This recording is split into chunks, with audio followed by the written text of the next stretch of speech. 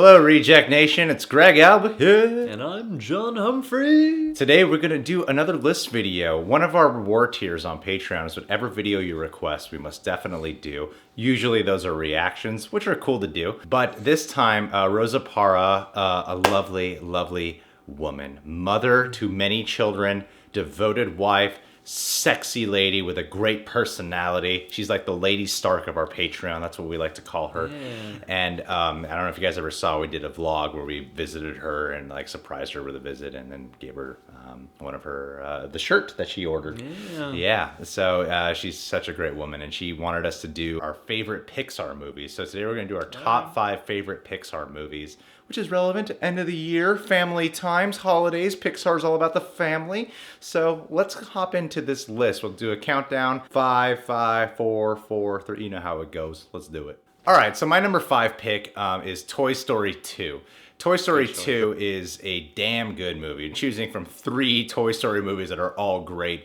This is the one that has always impacted me the most. I love the adventure. I love the story of Woody finding out his lineage. You know, the show that he comes from, Woody's how much of a big collectible he is, how he has like a bigger line more than just being Andy's toy. And then it also has that side adventure with Buzz and the other toys trying to find Woody. So you get this adventure element, then you also get this personal life element of Woody.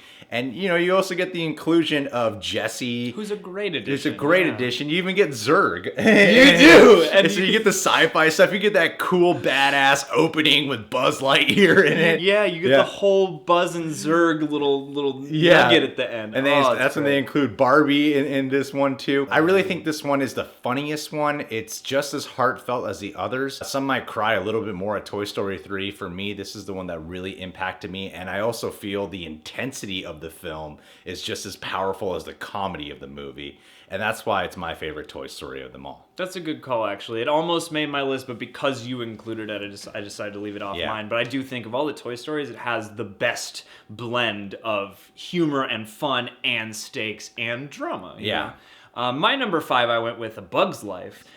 For whatever reason, I watched that movie a ton growing up. That's when they introduced the bloopers. Yeah. And like that movie is one of my earliest Pixar memories. I mean, I know I saw Toy Story. I think it's the second Pixar movie. Yeah, and I watched it a ton, and it just, you know, it touched my heart. I think Dave Foley is a really nice lead as Flick.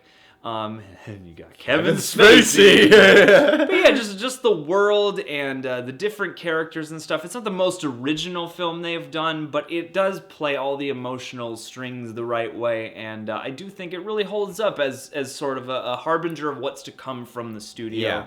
And in terms of vintage Pixar, I always enjoy it when I put it on. So that's well, it's a story of the little guy being able to go up against the bigger guy. Yeah. It's a cool story. My number 4 pick would have to be the sci-fi adventure WALL-E.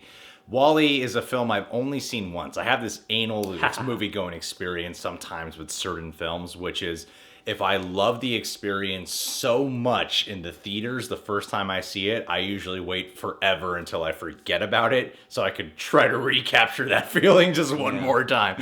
And WALL-E has that effect on me. And it'd probably be higher up on my list if it was a little more familiar in my mind, but I remember the feeling really well. For a film that takes place in the future, it's a quieter film. I love the story of WALL-E, and is it Eva or Eve?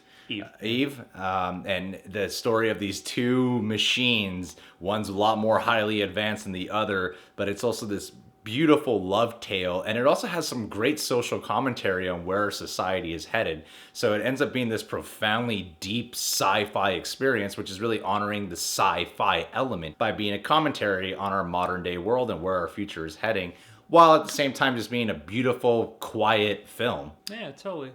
For number 4, I went with Coco. Partly the reason I put it at number 4 is because it's more recent. It's going to take some time to figure out where it stands for me in the grand scheme of things. I'm a huge fan of music. I just love the world. I love all the mythos they brought in from the traditions of Dia de los Muertos. It's rich with culture, but it's also a wonderful adventure, and it's got great music and some pretty stirring intrigue that I wasn't expecting, especially later on in the plot when things start to get hairy. Like, I was I was surprised where this movie went, and it really left an impact on me. So I think it'll definitely stay in my top 5. It left an impression, and I really enjoyed it. All right, number 3 for me, another Pixar classic. I notice all my picks are ones about world exploration. My number 3 pick is Finding Nemo.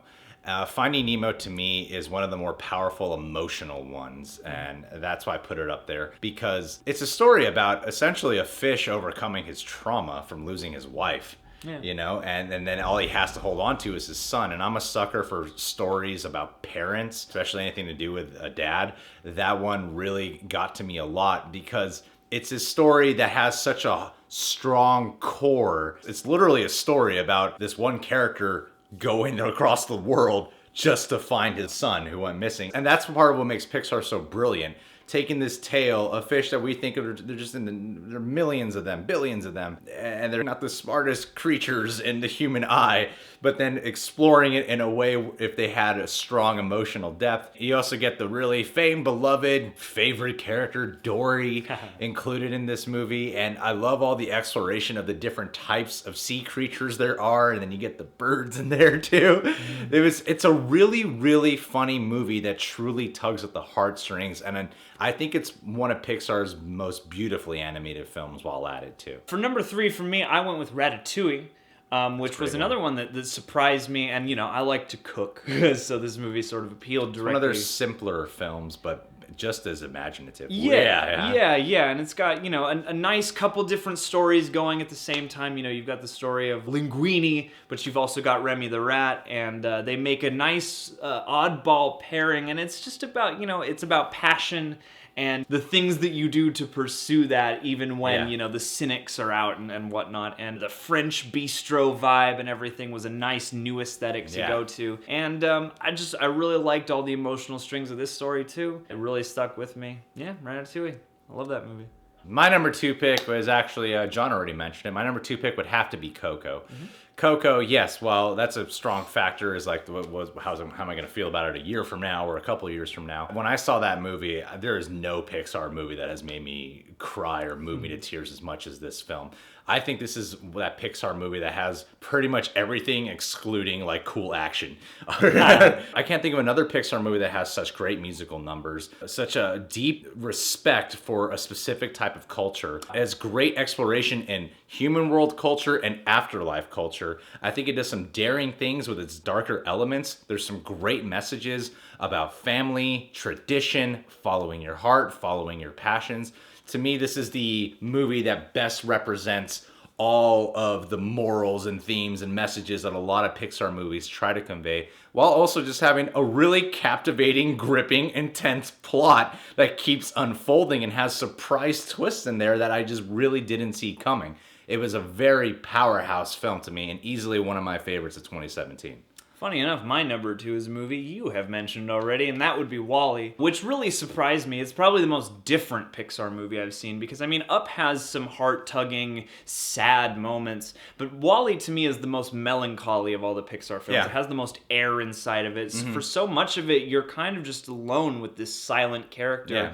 And it grabbed me so much, and also just things that are heart-heavy, things that are more world-weary, tend to resonate with me a whole lot. And yeah, the view into the future of just this race of fat, slobby humans, you know, camping out on a spaceship, just all getting food and TV pumped into them all day. Yeah, it's the MAGA future. Like, yeah, just that movie really stuck with me even still. And it's not like I've watched it a million times, but it always comes back to me with that same rush of emotion I felt the first time. It was really a next level moment for me in Pixar, for sure. And before we unveil our number 1, we should probably get some honorable mentions, because there's a lot of great Pixar movies. Cars 2. Cars 2. Finding Dory. Monsters University. Cars 3.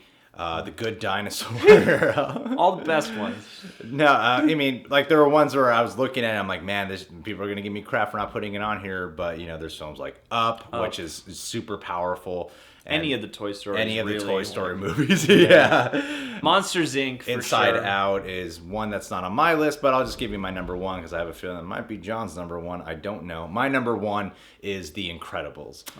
The Incredibles, to me, what can I say? I mean, some might just write it off as another great superhero film, but to me, this is the definition of why animation exists. Because there's yet to be a live action superhero movie that matches the caliber and imagination that you can do with animation, the way they do it with The Incredibles. It's very heartfelt. It capitalizes and brings to life so many of the things that would just look silly or cheesy in a CGI live action film, and makes it really powerful here. It's got great commentary on comic book superhero types of stories.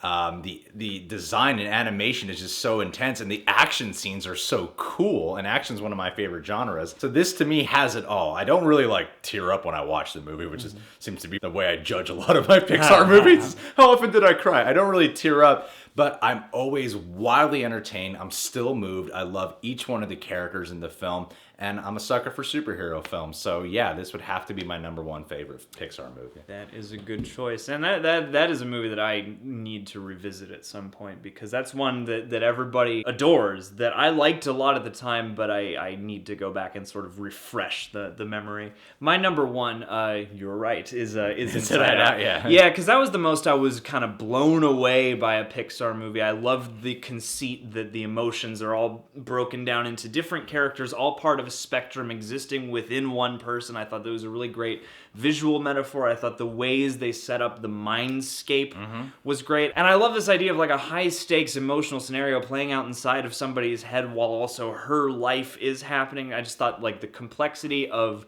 the story they drew was great. The journey of the world was a really fun adventure. But again, it's one of the Pixar movies that has a very strong, lively, emotional core. And I like the message that you can't just be joyous all the time. Like, to me, as a person who has dealt with certain emotional issues over time, the idea that you need sadness and you need fear and you need anger just as much as joy. They're all important as parts of a spectrum was a profound and a sophisticated message to me to put in a family movie like that. And I thought the way that they realized it was terrific, and since I've seen it, it hasn't left me. Yeah. So I really love that movie, and yeah, it's definitely my #1. John's always fearful, sad, and angry, Yeah, that's right. And that's why he loves it. And disgusted. See, this is why I am the way I am, because I'm supposed to be fearful, sad, and angry. Yeah. Well, That's not the message. my people fight at the controls a lot, but it was a good example to set so that maybe I can chill them all out in the future. It's a reassuring message. Yeah. Well, and also just the stakes become huge when you're watching this little girl get despondent. You're like, oh my god, what if emotions? I love that meme. Or what if feelings had feelings? Yeah. Well, guys, that's our list for our top 5 favorite Pixar movies. What are your favorite Pixar movies? Put them in a ranking order. And more importantly, do you agree with our list? And if you don't, do you hate us?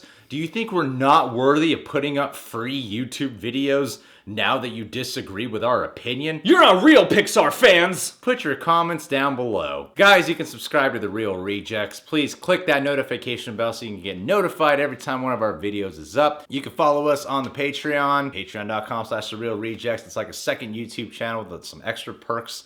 And also download and follow us on the Stardust app. Merry New Year, because we're past Christmas now.